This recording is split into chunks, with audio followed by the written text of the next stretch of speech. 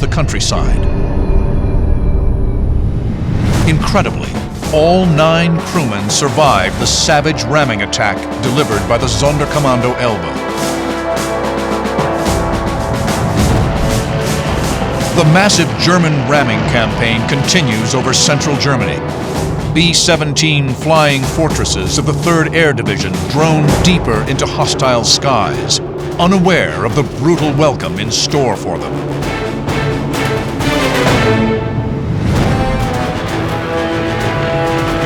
At 1 p.m., a squadron of Boeing B-17s close in on their target, an Me-262 fighter base at Parkham.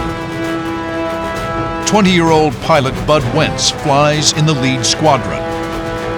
The weather was beautiful. We were, our group, the 487th, was the lead group of the 4th Combat Wing.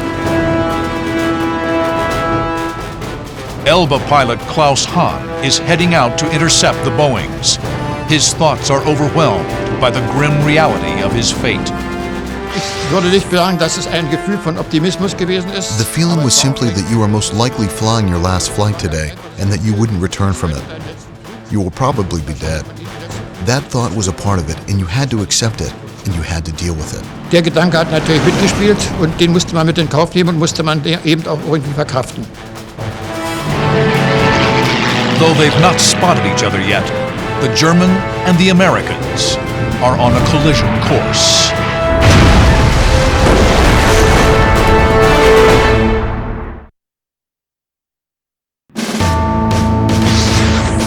April 7, 1945. Sonderkommando Elbe pilot Klaus Hahn searches the skies for a sign of American bombers. His mission seems suicidal. Use his own airplane as a battle axe to be thrown against the thin skin of the bomber. He has been separated by his comrades by engine trouble. Kamen 4 Maschinen auf mich zu. Suddenly 4 fighters were approaching me. I assumed that they were German Messerschmitts. Im Schwarmverband, also immer jeweils zu 4, das war die Flugformation. But they aren't Messerschmitts. 4 American P-51 Mustangs are closing head-on with Klaus Hahn. As part of Germany's ramming unit, Hahn's Bf-109 has been stripped of its protective armor and primary weapons. We only had 1 machine gun with 60 shots. All other weapons had been removed, so we definitely weren't fit for a dogfight. The 60 shots were a joke. Die 60 Schuss, das war eine Farce, war das, ja. The P-51s fan out. They'll approach the single Bf-109 from 4 different angles. Hahn is a sitting duck. Und die sind ja dann ausgeschwärmt und den Schussposition. It wasn't a dogfight, it was a barrage. Es war eben, wie gesagt, ein Beschuss. The Mustangs open fire. 50 caliber rounds pound the 109. A bullet shatters Hahn's left arm. Und ich wunderte mich, dass ich plötzlich den Gashebel nicht mehr bedienen konnte. I was wondering why I couldn't use the throttle anymore, and then I realized I had no feeling in my arm or hand.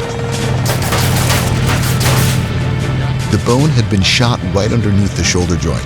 I wasn't in pain. I didn't even notice it because of all the excitement. Wahrscheinlich durch die ganze Aufregung. Hahn tumbles out of the sky, trailing thick black smoke. But he is not dead yet. He grips the stick with his good arm and struggles to recover from the spin. As he does, a stroke of luck. An American bomb group is directly below him. Also, soweit ich mich erinnern kann, habe ich solche I Gedanken. can't say why I still rammed. Perhaps desperation. I won't say that it was courage. It was desperation. I've already made it this far. I can also get through a Aber ramming. ich bin nachher ausgestiegen dann. Ich will nicht sagen, dass es Mut gewesen ist. Es war Verzweiflung wahrscheinlich. 8,000 feet below Hahn, B-17 flying fortresses of the 487th Bomb Group are unaware that they've been targeted. 20-year-old pilot Budd Wentz is among them. We were the lead squadron in the lead group, so there's nothing in front of us except open air. And the planes were on each side of us, and when the formation was tight, they were about 10 to 12, 14 feet apart. Budd Wentz is here, in the middle of the bomber box. Klaus Hahn is here, diving at over 450 miles per hour on his target. Ignoring the blood and pain from his mangled arm, Klaus Hahn pulls out of his dive behind the formation. He adjusts slightly, fixated on completing his mission, flying his airplane into the tail section of the B-17. Es hieß uns, es war vorgegeben, nach Möglichkeit den Bomber an der sogenannten Sollbruchstelle zu treffen. They instructed us to hit the bomber in the weakest part of the fuselage. An der ein Flugzeug, wenn es irgendwie notlandet oder sonst irgendetwas. A bomber's airframe was weakest at a point behind the wings, but forward of the ball turret. If rammed in this section, the aircraft would almost certainly break in half. Klaus Hahn unhooks his harness and rolls the Me-109 inverted. He hopes to fall out of the 109 before impact. He suppresses the urge to turn away. Ich hätte das Kabinendach allerdings abwerfen müssen dann vorher. The canopy was still on. I don't know how it came off. It's beyond my knowledge. It all happened more or less subconsciously. Dazu war das alles mehr oder weniger zu, wie soll man sagen, sensationell.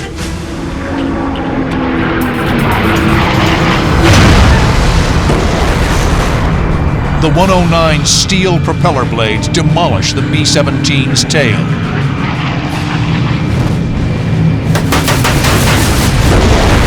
The mid-air collision throws Klaus Hahn from the cockpit like a rag doll.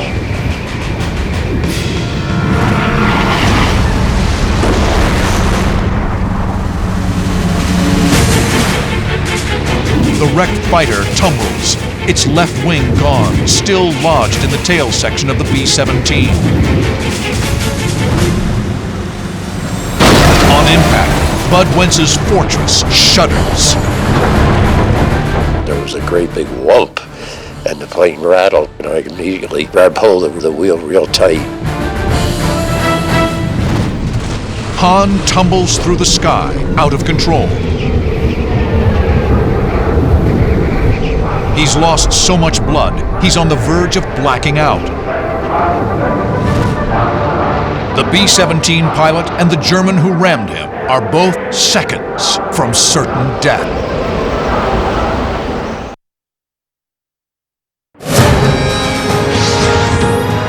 April 7th, 1945.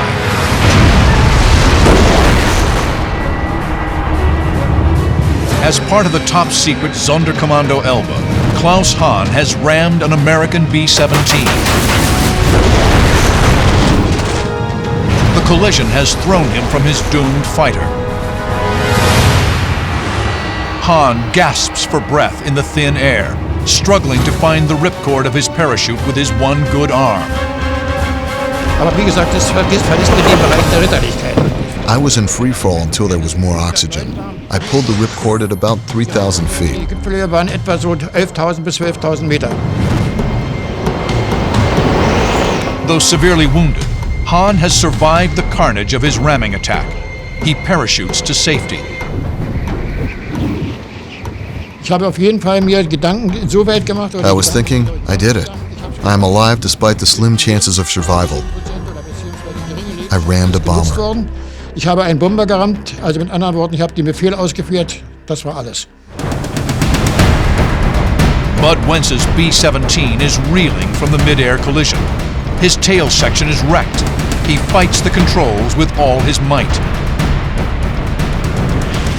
By holding on the controls real tight as soon as I sensed it, thinking of the airplanes around me, it prevented the airplane from making some radical move. Incredibly, he manages to stabilize the wounded fortress. Over the intercom, he shouts for a damage assessment. They looked out the back from the top and side turret and said pieces were flying off the tail of the airplane. The rudder and elevators are destroyed. In the cockpit, the rudder pedals and pitch controls are useless. I was afraid if I used the ailerons on the main wings, that if I too much of that, the plane could flip over because there were no stabilizers, and I didn't want to be upside down in B-17. Wentz throttles his engines up and begins pulling out ahead of the formation. If he does go down, he won't take another Fortress with him. We were inside Germany at the time, and I didn't want to land in Germany if I could, so I figured I'll keep the airplane aloft as long as I can and head west.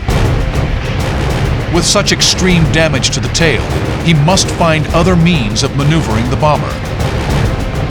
If you want to make a left turn, you'd pull the throttle down on the outermost engine. When that engine goes dead, the plane tends to turn that way. So you make a skidding turn.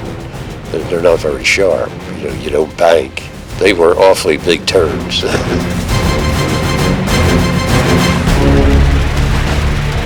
By carefully adjusting the throttles, Wentz manages to turn his wounded bomber westward, tail sections still shedding debris.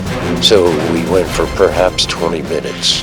And when I'm so, there's a single runway with trees all around it, and I don't see any airplanes on it, but I'm sure it's a runway.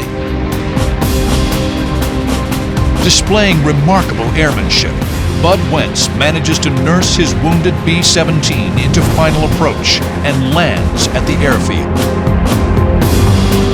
And then a couple soldiers came running out of one of the buildings, and thank God they were American soldiers. And it so happened infantry people came up and captured this little airfield. April 7, 1945 was the only combat mission flown by the Sonderkommando Elbe. Results were disappointing. Of the 180 Elbe pilots that went into combat that day, 60 returned to base with mechanical problems, and an estimated 47 were shot down by American fighters. Only a handful succeeded in ramming bombers. The Air Force really played this down and never wanted to admit that these were purposeful things.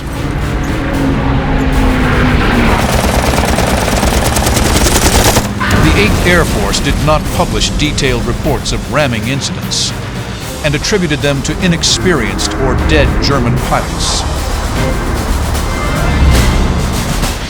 Ich meine aber, dass aus unseren Unterlagen etwa According to our records, about 22 to 24 successful rammings occurred. Rammstöße erfolgt sind.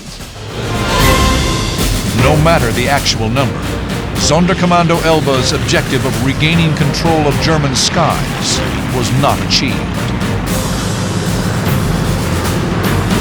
Wie erfolgreich können diese sein? How successful could we have been? What success could we be against such superior numbers? That's not a question at all. A success? It was not a success. Yes, we scratched a little bit at the number of bombers of the 8th Air Force, but the strategic goal Colonel Hermann wanted to achieve, in my opinion today, an illusion. In meiner Meinung heute eine Illusion.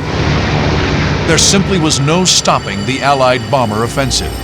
The desperate ramming campaign exacted a terrible human toll, but could not even momentarily stave off the Third Reich's inevitable defeat.